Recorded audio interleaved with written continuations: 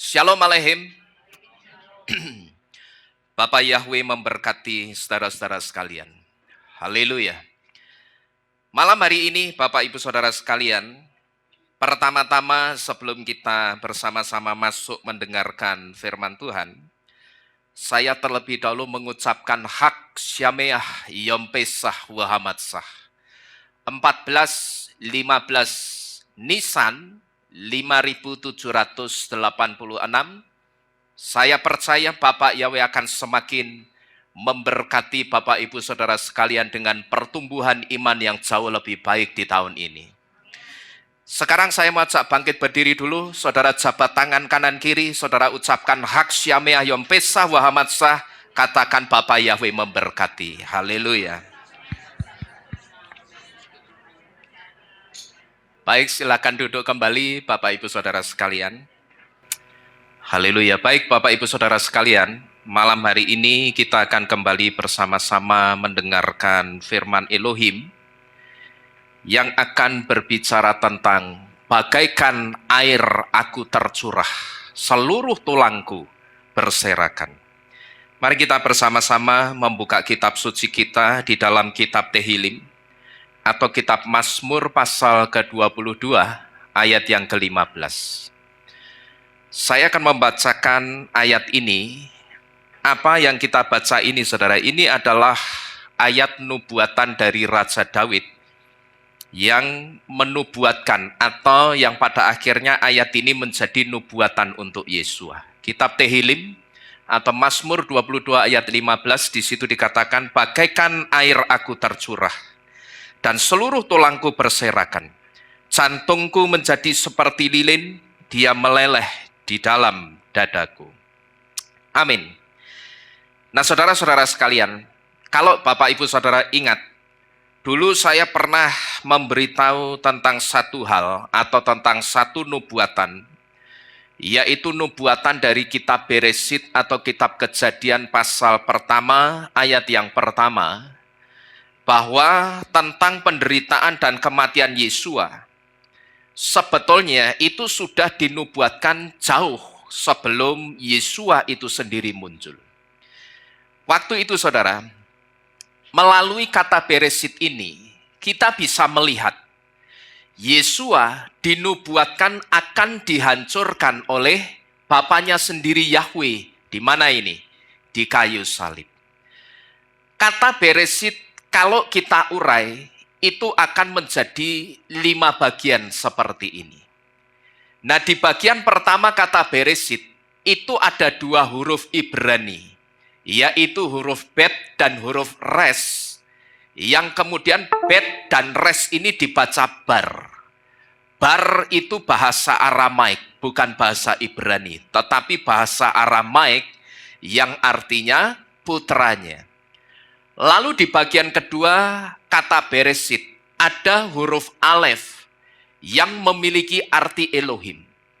Tetapi Alef itu juga memiliki arti yang awal. Kenapa kok Alef itu juga memiliki arti yang awal? Karena Alef dalam alfabet Ibrani, Alef itu huruf yang pertama. Maka Alef selain memiliki arti Elohim juga memiliki arti yang awal. Nah, lalu di bagian ketiga kata Beresyit itu ada huruf Sin yang memiliki arti gigi. Dan gigi itu berfungsi untuk menghancurkan.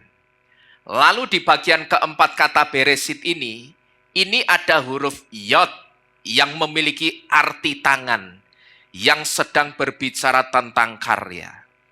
Karena dengan tangan kita juga kita itu bekerja, dan dengan tangan kita juga kita itu berkarya. Lalu di bagian kelima dari kata Beresyit, di situ ada huruf Tau yang memiliki arti salib atau penyalipan. Huruf Tau dalam Paleo Hebrew bentuknya itu salib. Nah, kalau arti-arti ini dirangkai, maka akan menjadi satu kalimat nubuatan yang berbunyi, dari awalnya atau sejak semula, Putra Elohim yang bernama Yesua akan dihancurkan oleh tangannya sendiri, yaitu oleh tangan Yahweh sendiri, dan Yesua itu akan mati di kayu salib. Jadi dari sini saudara, kita bisa melihat apa yang dinubuatkan Raja Daud tentang tulang dan jantung Yesua yang akan pecah dan juga akan berserakan. Itu sudah dinubuatkan dulu oleh kitab Beresit atau kitab Kejadian pasal pertama, ayat yang pertama di dalam kata Beresit. Dan apa yang kita lihat di depan ini saudara, ini sedang memberitahu kita kira-kira seperti apa dan bagaimana penderitaan yang dialami oleh Yesua itu. Nah, malam hari ini saudara, saya ingin mengajak untuk kita bersama-sama melihat penderitaan demi penderitaan yang pada waktu itu dialami oleh Yesua. Saya mengajak saudara melihat penderitaan demi penderitaan yang dialami Yesua ini dengan satu maksud dan tujuan, supaya kita itu bisa semakin setia dengan Yesua. Jangan sampai kita meninggalkan Yesua. Karena di dunia ini saudara, tidak ada satu pribadi pun yang mau menderita untuk kita, yang menderitanya itu seperti Yesua. Nanti saudara akan melihat seperti apa penderitaan-penderitaan yang pernah dialami oleh Yesua. Nanti kita akan sampai ke sana. Jadi saya berharap setelah saudara mendengar ini, jangan ada di antara kita lagi yang meninggalkan Yesua. Karena sekali lagi, di dunia ini tidak ada pribadi manapun yang seperti Yesua.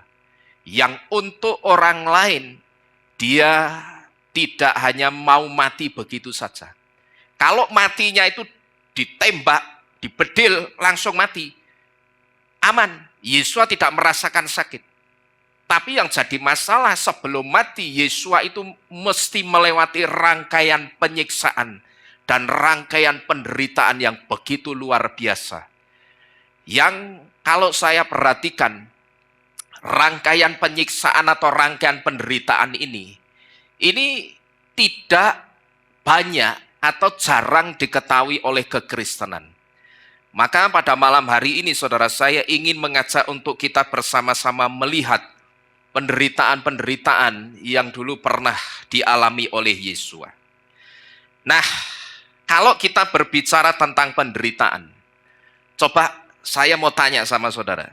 Kira-kira kalau menurut saudara, Yesua pertama kali mengalami penderitaan itu kapan? Kalau menurut saudara, atau sejak Yesua ada di mana? Yesua itu pertama kali mengalami penderitaan itu di mana? Ada yang tahu enggak kira-kira? Coba dijawab. Di mana? Di padang gurun. Yang lainnya?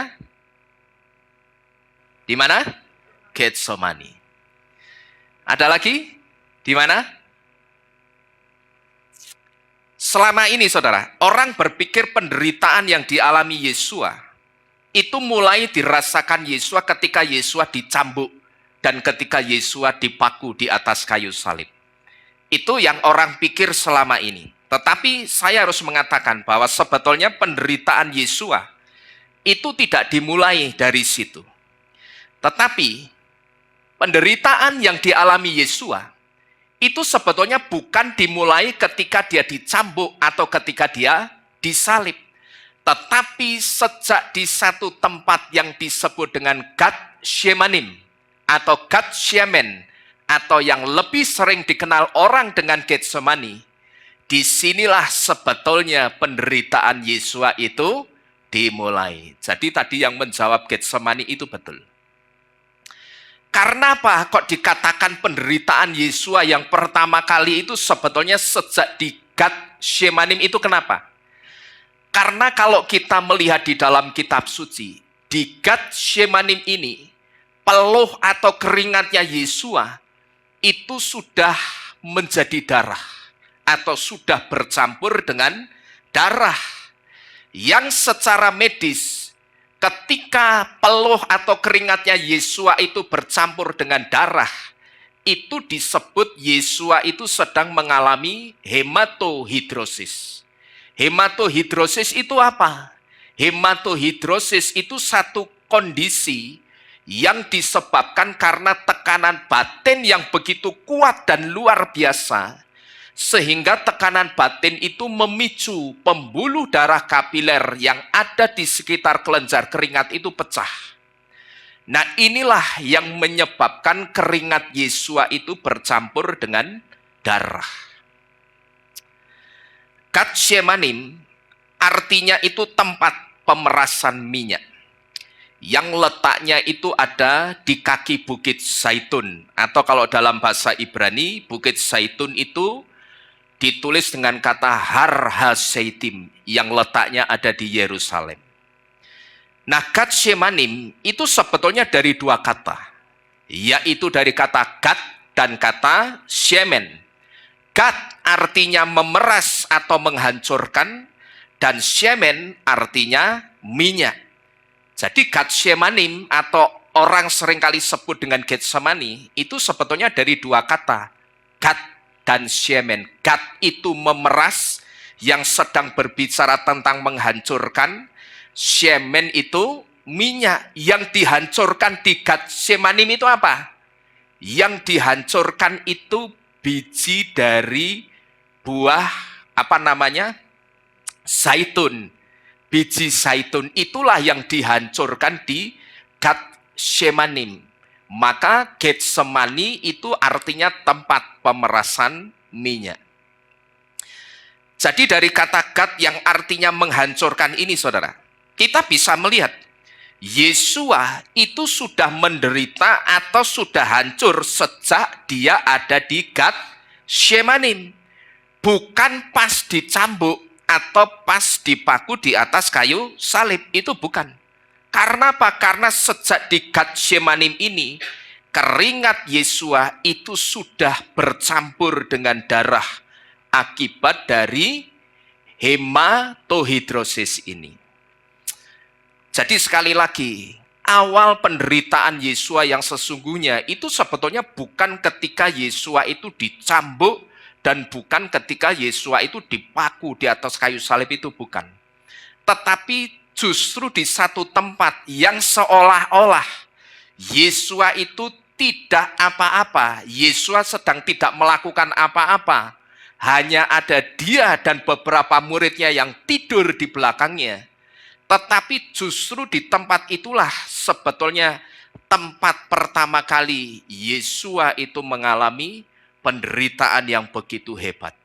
Karena penderitaan Yesua itu sampai merubah peluh atau keringatnya itu jadi apa itu?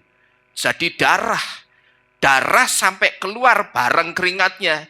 Itu karena pembuluh kapiler yang dekat dengan kelenjar keringatnya itu pecah, sehingga meresap ke kelenjar keringat, dan ketika keluar dari tubuh Yesua, yang keluar itu tidak cuma air, tetapi di situ juga ada darahnya.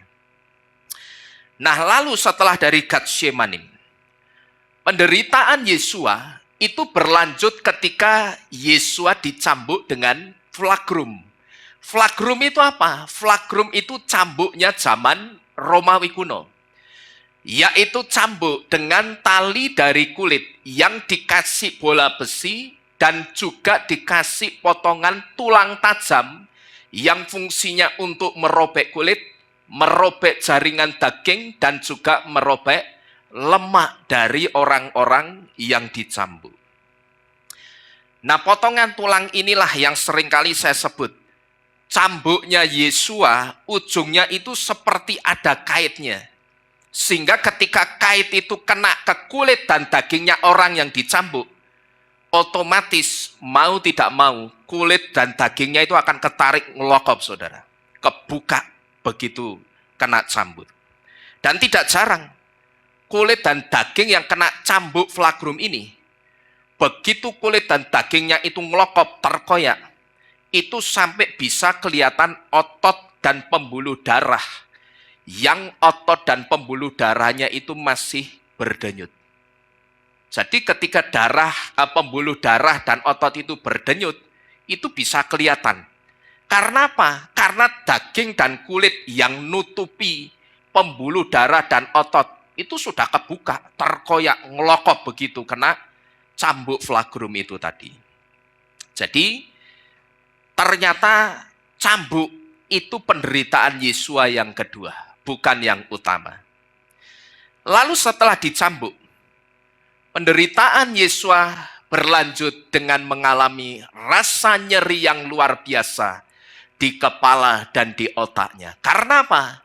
Karena saat itu saraf trigeminal Yesua itu tertusuk duri ketika Yesua itu dipakaikan ateret hakotsim, atau ketika Yesua itu dipakaikan mahkota duri di kepalanya. Saat itu begitu mahkota duri itu dipakaikan di kepalanya, selep, saraf trigeminalnya Yesua itu ketusuk duri dari mahkota duri yang dia pakai. Saraf trigeminal itu apa? Saraf trigeminal itu saraf yang terbesar yang ada di kepala.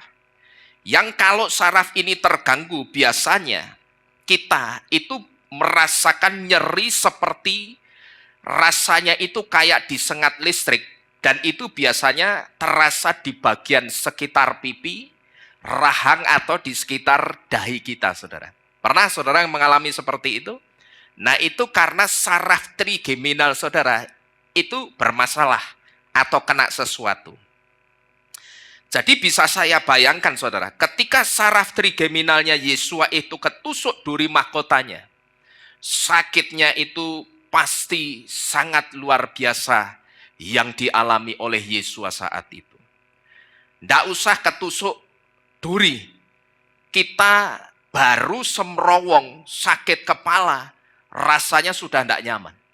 Ini Yesua, saraf terbesar di kepalanya itu tertusuk duri. Saudara bisa bayangkan rasanya seperti apa.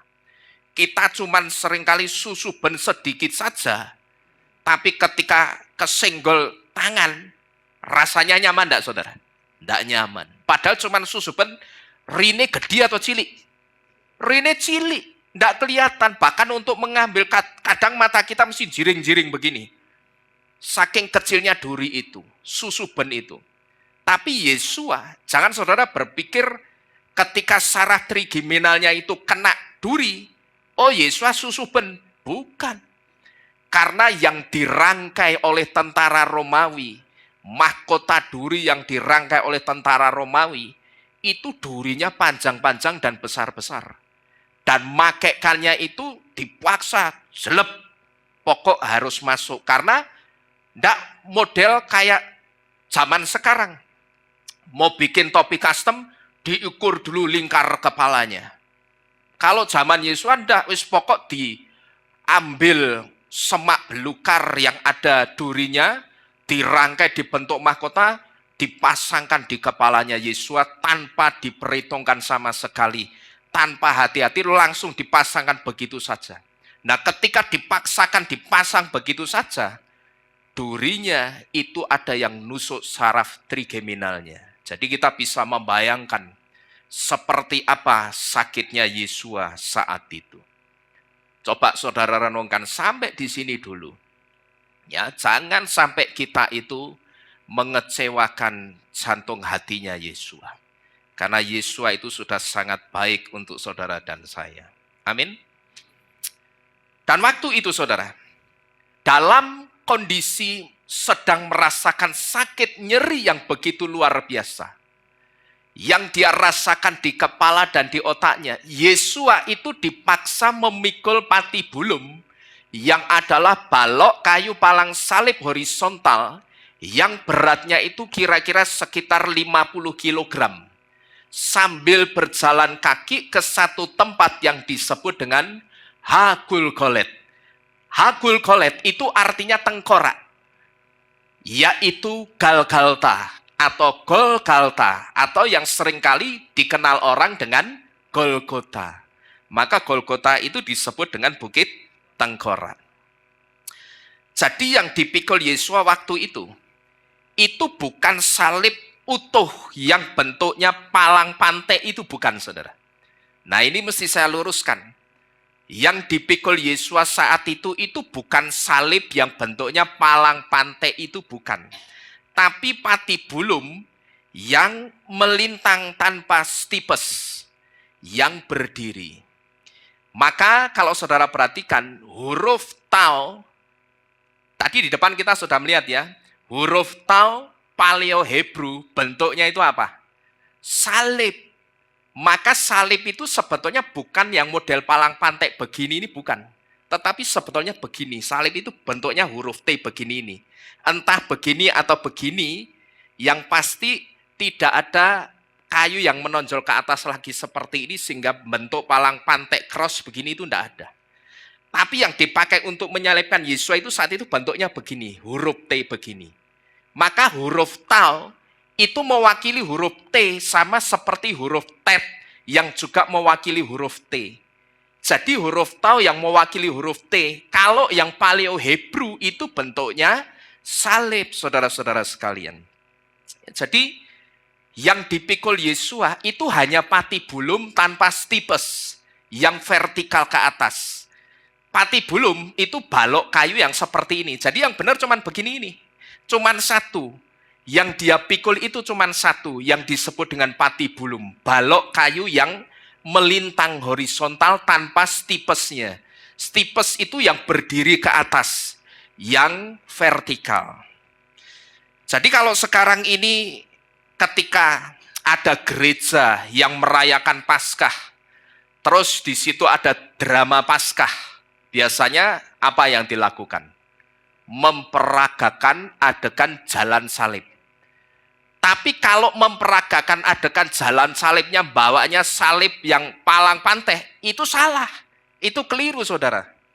Karena sebetulnya yang dibawa Yesua itu bukan salib yang palang panteh, tapi cuman patibulum yang horizontal tanpa stipes yang vertikal itu tidak dibawa oleh Yesua. Karena apa? Karena yang stipes, yang berdiri, yang vertikal itu sudah ada di Golgota. Dan lagian kenapa? Kalau bawanya yang benar itu bukan salib yang palang pantek begini itu kenapa? Kira-kira kenapa? Kalau yang dibawa salib palang pantek yang model begini, saudara, mesti akan apa? Natap-natap. Karena apa? Karena jalan salib yang dilalui Yesua, jalan ketika Yesua membawa kayu salib, patibulum itu jalannya, jangan saudara berpikir itu jalan yang lebar. Tidak. Jalannya tidak lebar dan banyak belokan-belokan. Otomatis kalau banyak belokan-belokan, natap-natap. Tapi kalau cuma patibulumnya saja, yang panjang, yang untuk memakukan tangannya begini, Yesua masih bisa bawa, saudara. Ketika ada belokan masih bisa. Dibawa itu masih bisa. Tapi kalau yang model cross begini, seperti yang dipraktekkan di adegan orang-orang sekarang ini kalau Paskah ada jalan salib, mesti natap-natap. Ya, jadi kita mesti ngerti, saudara. Karena pengertian kita atau kekristenan selama ini keliru atau salah. Jadi Yesua itu dipikirnya ngotong-ngotong salib yang palang pantek, itu keliru. Yang betul itu cuma apa itu? Patibulum, kayu balok horizontal untuk memakukan tangannya Yesua. Nah, lalu setelah memikul patibulum dengan merasakan nyeri yang sangat hebat di kepala dan di otaknya, baru saat itu Yesua itu dipaku di kayu salib. Nah, saudara perhatikan ini. Di bagian tangan, paku itu ditancapkan atau dipakukan di area distot space. Distot space itu apa? Distot space itu area pergelangan tangan seperti ini. Dan di kaki, paku itu ditancapkan atau dipakukan di area tulang metatarsal. Tulang metatarsal itu 5 tulang panjang yang ada di bagian tengah kaki yang menghubungkan pergelangan kaki dengan jari kaki. Itulah yang disebut dengan tulang metatarsal. Disinilah kaki Yesua itu dipaku. Kalau yang tangan bukan di telapak tangannya, tetapi pas di pergelangan tangan ini yang disebut dengan area distot space. Nah, paku di area pergelangan tangan Yesua itu merusak saraf median Yesua, yang adalah saraf utama di lengan atas. Sehingga akibatnya apa? Akibatnya Yesus saat itu merasakan nyeri yang sangat hebat yang menjalar mulai dari pergelangan tangan naik ke lengan dan membuat tangannya Yesus itu melemah. Dan paku yang ditancapkan di tulang metatarsal, paku itu membuat posisi Yesus sangat-sangat tersiksa. Jadi yang bagian tangan, pakunya itu bukan di telapak tangannya Yesus, itu bukan. Ini keliru saudara. Karena seringkali kalau kita coba masuk ke rumahnya orang Kristen, kita lihat poster Yesusnya lagi disalib. Pakunya di mana? Di telapak. Itu keliru. Kalau dipaku di telapak, sedangkan Yesus gantung, ini bisa robek, jatuh. Maka supaya tidak bisa jatuh, itu dipakunya di area distal space ini tadi. Jadi kalau ini dibedah, itu kelihatan di belakang tulang-tulang begini, ini disitulah paku itu diselipkan. Jadi tidak seperti juga film Passion of Hamasiah. Tidak seperti itu juga, yang hanya kalau Passion of Hamasiah itu sudah benar memang di sini. Tapi makunya asal begitu, bukan. Tapi sebetulnya itu seperti diselipkan dulu gitu loh. Seperti diselipkan dulu baru dipakukan. Pokok bagaimana caranya paku itu bisa menahan tubuhnya Yesus sehingga tubuh orang yang disalib itu tidak jatuh. Jadi di dalam kondisi otot tangan yang sangat lemah karena nyeri hebat dan karena posisi yang sangat menyiksa di kayu salib, Yesus waktu itu dia harus menahan tubuhnya di kayu salib. Dan setelah melewati rangkaian siksaan di kayu salib lainnya, seperti Yesus itu mengalami siksaan karena dispnea atau nafas pendek, Yesus mengalami siksaan karena asfiksia atau sesak nafas, karena menurunnya kadar oksigen dan naiknya kadar karbon dioksida.